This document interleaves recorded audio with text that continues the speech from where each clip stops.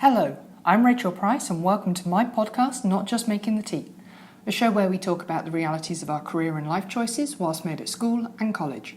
It's all about celebrating the parts that don't go to plan as much as those which do. With every chat, we explore what life skills there are to be learnt and how they can influence and help us to succeed.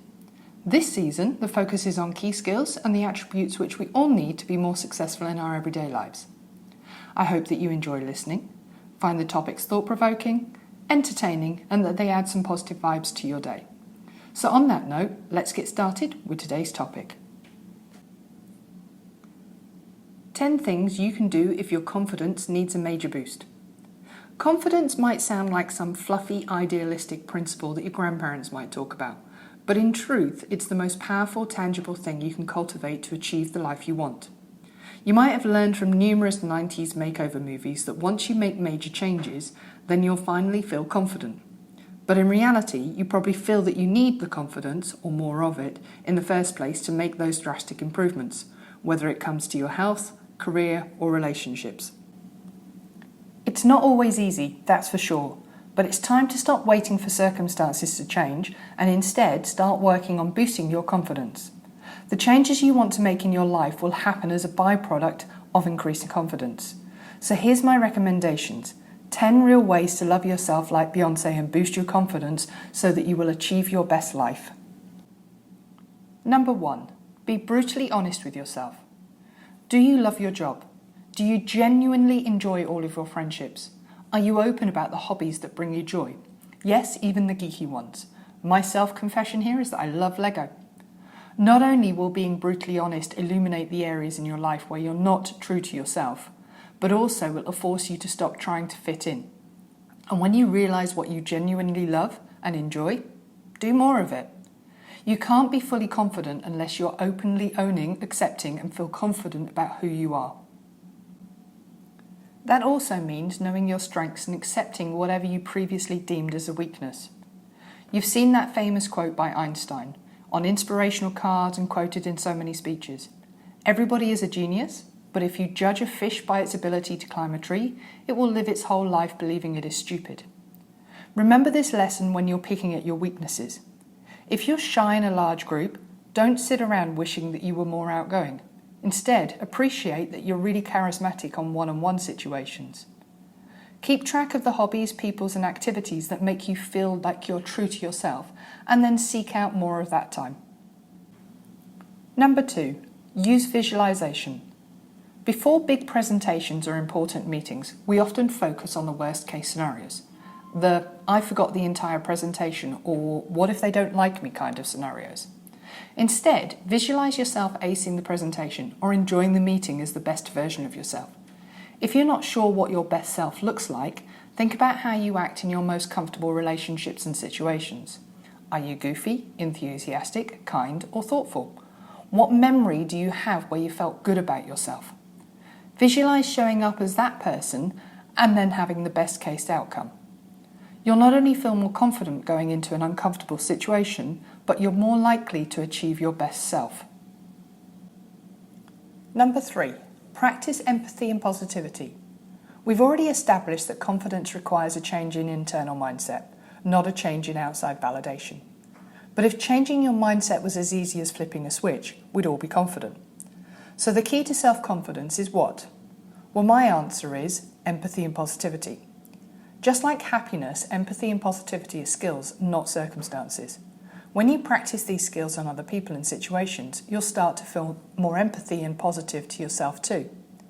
Maybe work on positive thinking through a gratitude journal or exercises, and prioritize a glass half full mentality in all situations. See the good in other people, and it guarantees that you'll start to see more good in yourself too.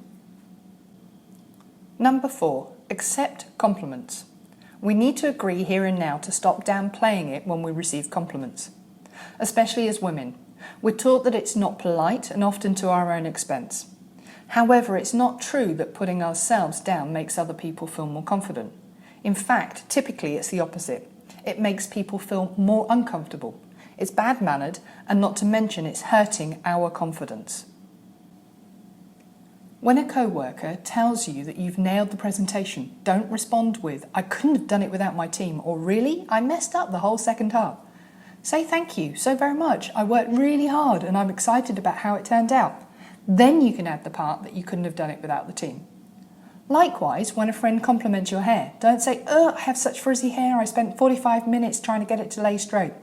Instead, respond with a simple "Thank you," and take a moment to internally feel good about yourself.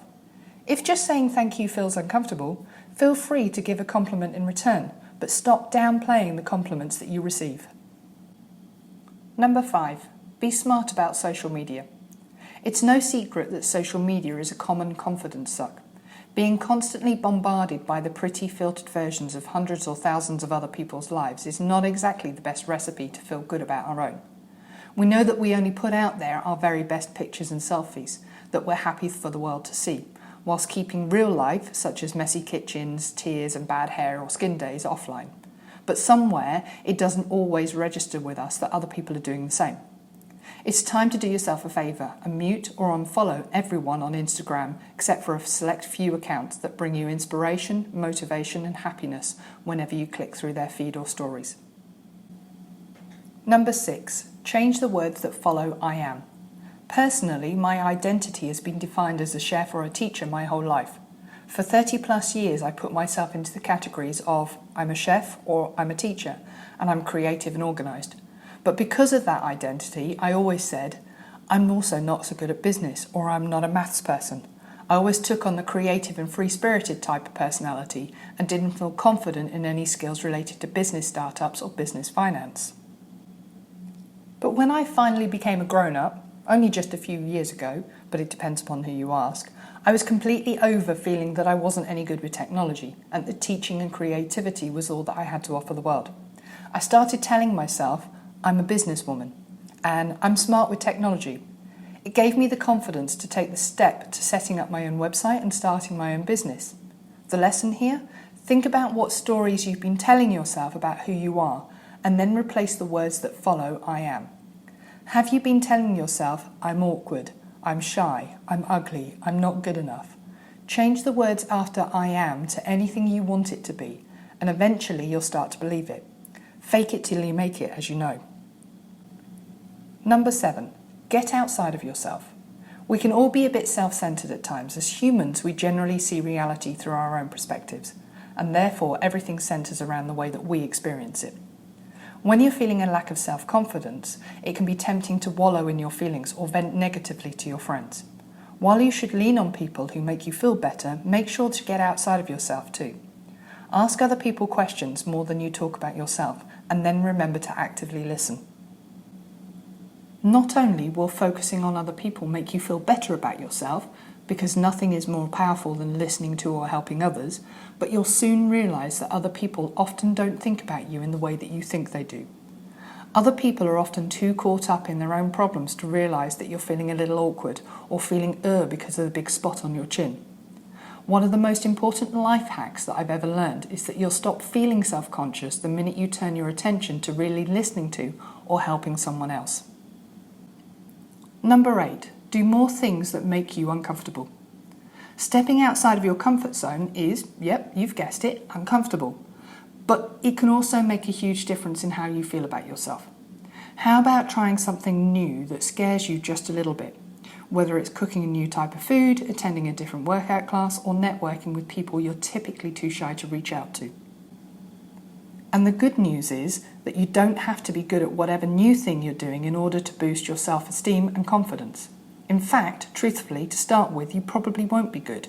But the confidence comes when you keep showing up, even when you're not good at it.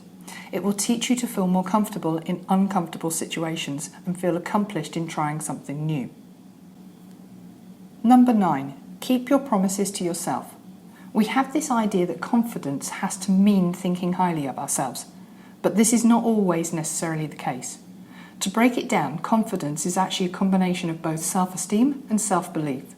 Self-belief refers to the belief that you have in yourself to accomplish something. In other words, to boost confidence, you must make and keep promises to yourself. If you want to eat more vegetables or get to bed earlier, you need to make a plan and then follow through with it. remembering that there's more on the line than leafy greens or getting enough sleep. Think of it like a friend. The more that you can rely on them and trust them, the more you love and respect them. The same goes for your relationship with yourself. Eat what you say you will and go to bed when you say you will, and watch your confidence skyrocket. Number 10. Cultivate a screw you mentality. So it's time to channel your inner Dua Lipa and just don't care so much. Sorry, Lady B, but it's time to think IDGAF 2018 vibe. Generally, I'm not a fan of having a screw you mentality. I think caring about people is the most powerful thing we can do as human beings. But when it comes to cultivating self-confidence, I am an advocate of having a screw you mentality. Sometimes you just have to remind yourself that not everything is as big a deal as you make it inside your head. So you gained a few extra pounds. Who cares? You're shy meeting new people. Big deal. The side business that you want to launch might fail. So what? Doing something that you want to do or being someone you want to be while saying screw you to insecurities might be the absolute best thing that you could ever do for yourself. And finally, just as a reminder, don't take everything so seriously. It's just life. The point is, it's short, so remember to take time and enjoy it. So that's our topic for today. I hope you found it interesting and helpful. Thank you for taking the time to listen. If you've enjoyed this episode, then subscribe and get new episodes sent to you weekly.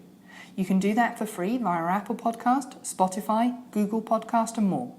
I appreciate everybody who takes the time to listen, so please subscribe, like, tell your friends and send me any comments and feedback. Also, check out the Instagram page, Not Just Making the Tea, for more information and updates.